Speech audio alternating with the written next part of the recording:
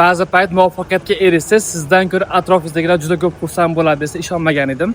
Bundan bir necha yil oldin, 3-4 yil oldin bitta koreys oshxonasida ishlardim, oshpaz bo'lib. O'sha paytda bitta yaxshi inson bilan 1,5 yil ishlaganman, boshlig'im bo'lgan. Ishdan chiqib O'zbekistonga ketganman, orada 1 yil dam olib kelib, magistraturaga qaytib kelganimda 2 yilcha oldin ko'rishgan edim.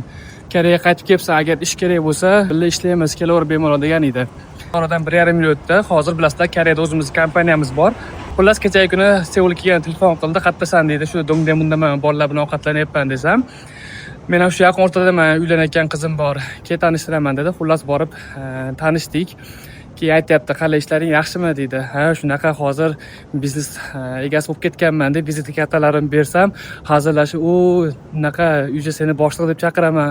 Boshliq deb shunaqa xursand bo'ldi. Qanaqa yordam kerak bo'lsa biznesingda mendan yordam so'rashing mumkin" dedi. Xullas, keyin ovqatlangan edik. Teona Alpedoda ovqatiga pul to'lab qo'ysam, endi boshliq bo'lib, men ovqatimga pul to'laydigan bo'lib qoldingmi?" Hazillashib, "Keyingi safar endi ovqatni men olib beraman senga, baribir seni akang bo'laman" dedi. Xullas, nima demoqchiman?